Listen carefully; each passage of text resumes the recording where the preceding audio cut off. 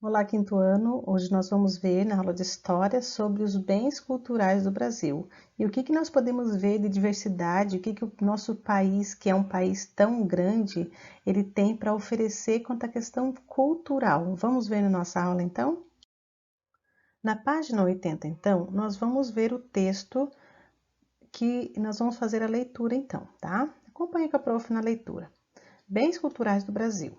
A atual Constituição brasileira, em seu artigo 216, reconhece a existência do patrimônio natural e cultural, tanto o material quanto o imaterial, e estabelece formas de preservá-los mediante registro, que seria inventário e tombamento por bens que o integram. Então, nós vamos ver o que é inventário. Inventário, então, é uma descrição detalhada do patrimônio de seus componentes, suas características. Quando nós temos que fazer um registro de alguma coisa, nós dizemos que nós fazemos um inventário. Então, a gente faz a descrição, tipo dentro de uma casa, o que eu tenho? Faça um inventário da sua casa. Tem uma geladeira, de 280 litros, tem uma televisor de não sei quantas polegadas, eu vou fazendo um inventário, então uma descrição de todo o patrimônio e as características de cada um.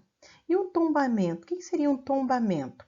É o registro de um bem material importante para a sociedade por parte de um órgão governamental. Então, nós temos um prédio lá, que é lá do século XVI, e nós queremos, então, preservar esse patrimônio. Como é que a gente vai fazer? Então, o governo faz um registro, né? Porque isso daí faz parte da história, faz parte dos antepassados. Então, o governo faz um documento dizendo que ninguém pode mexer na estrutura, precisa ser preservados, alguns órgãos são responsáveis pela preservação. Então, esse é o tombamento, tá certo? Segundo a Constituição, são consideradas bens destinados à preservação o quê? Formas de expressão, modos de criar, fazer e viver, criações científicas, artísticas e tecnológicas, obras, objetos, documentos, edificações e demais espaços destinados a manifestações artísticas culturais, e também conjuntos urbanos e sítios de valor histórico, paisagismo, artístico, arqueológico, paleontológico, ecológico e científico. Nós temos aqui no Paraná um local bem legal que ele também é preservado, que é ali em Ponta Grossa, né? Então nós temos ali um local muito legal para ser visitado. No box Você Sabia? Então, diz assim: o Instituto do Patrimônio Histórico e Artístico Nacional foi criado em 1937 pelo presidente Getúlio Vargas com a finalidade de proteger e promover os bens culturais do país, assegurando sua permanência e o seu usufruto às gerações presentes e futuras. O IFAM, né, o IPAM, é atualmente o órgão governamental que responde pela conservação, pelo cuidado, monitoramento dos bens naturais e culturais brasileiros, incluindo os inscritos na lista do Patrimônio Mundial da Unesco. Então, nós vemos que os bens culturais e naturais brasileiros, eles podem ser compreendidos como diferentes formas de expressão, modos de criar, fazer e viver do povo brasileiro. E são exemplos, então, desses bens. Vamos ver quais são os exemplos? O primeiro são os abridores de letras do Pará. Mas que seria isso? Na região entre Santarém e Marajó, Foz do Tocantins, Belém e municípios próximos, o estado do Pará existe um costume popular de encomendar aos artistas estampas de nome nos barcos com o objetivo de personalizá-los. Nos últimos anos, essa antiga tradição ribeirinha tem sido valorizada por meio de ações culturais integradas do projeto Letras que Flutuam. Entre elas está o inventário e a catalogação de artistas e obras, bem como uma pesquisa sobre suas origens históricas, técnicas e ferramentas de trabalho. Também foram realizadas palestras e oficinas para divulgar tais práticas e saberes, valorizando a cultura da região. Então, você pode ver ali no barco que tem um nome escrito Jandira, né? Então, ali, então, são os abridores de letras do Pará. Eles, então, encomendam essas artes para fazer em seus barcos, né? É um registro cultural da região. Nós temos também os artesãos da viola de coxo. Isso está da região do Mato Grosso do Sul. Então, a viola de coxo é um instrumento de cordas feito por artesãos da região do Bacia do Paraguai, a Baixada Cuiabana e adjacências. Nos estados do Mato Grosso e Mato Grosso do Sul, o modo de fazer a viola é original e revela uma antiga tradição da cultura local. A viola é parte dos costumes religiosos e das festas populares, entre elas a dança do cururu e do siriri, duas manifestações culturais da região centro-oeste. Nas tradições religiosas do cururu, a viola de coxo é utilizada somente pelos homens, os mestres cururueiros, que tocam e cantam junto às celebrações religiosas de tradição cristã. Já nos festejos do Siriri, a viola é utilizada para acompanhar as músicas e as danças nas rodas de brincadeira, nas quais as mulheres participam cantando juntamente com os homens, sobre temas que envolvem a natureza, cotidiano, as alegrias e os desafios da vida. A viola de coxo é produzida inteiramente pelos artesãos. Desde a escolha e corte da madeira até o acabamento do instrumento. As técnicas de cada artesão demonstram os saberes legados por seus antepassados de maneira única e particular.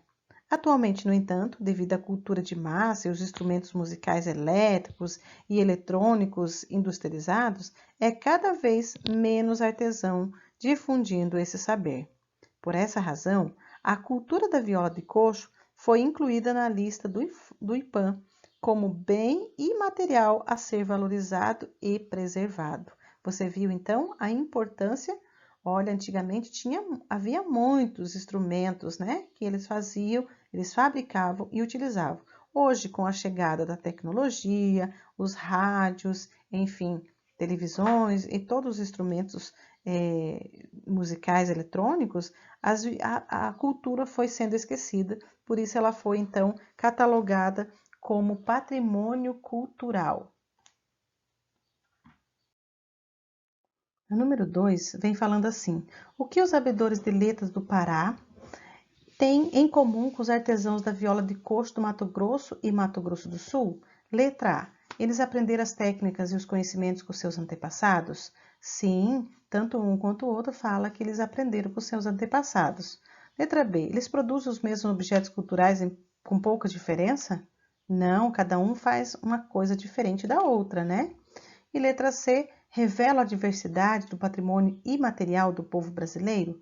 Com certeza, né? Então, está passando um conhecimento, né? Alegria, a música, instrumentos, pintura. Então, sim, os dois revelam a diversidade imaterial do povo brasileiro. Então, letra A e letra C.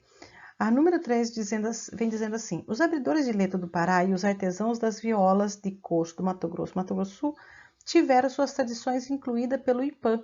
Entre os itens que integram o patrimônio cultural e material brasileiro a ser preservado. Debata com a turma e depois escreva sobre a importância de preservar esses bens culturais para a população da região de origem. Então, o que é bom? Para que foi feita essa inclusão desses duas culturas como patrimônio material brasileiro?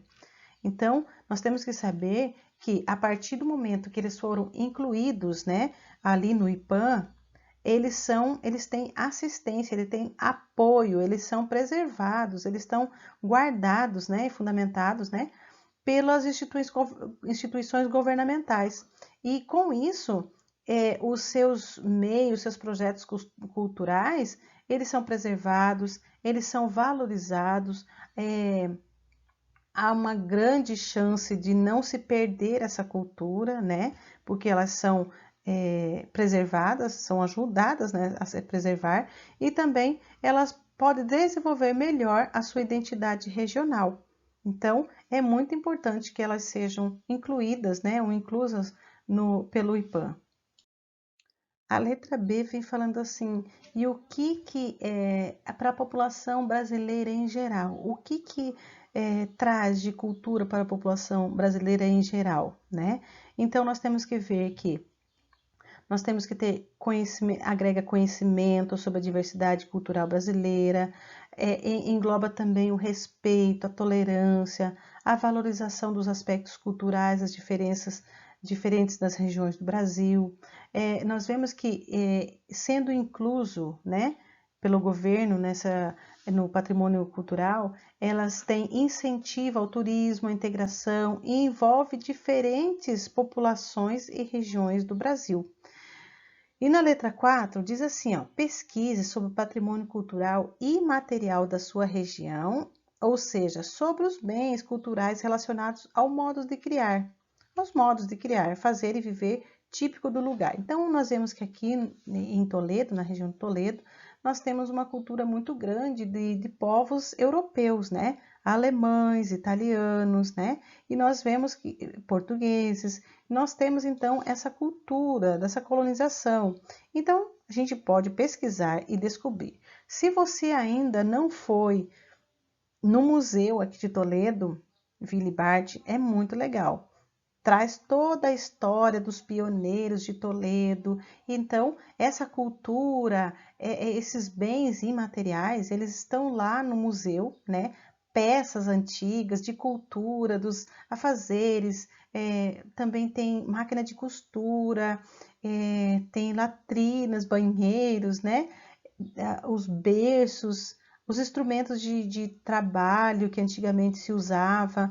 Então, você pode estar descrevendo, perguntando para os seus avós, perguntando para as pessoas mais antigas, né, aqui da região, e fazer uma pesquisa, então, e escrever no seu caderno quais são os bens culturais que nós temos aqui na nossa região. E escreva, então, no seu caderno, tá bem?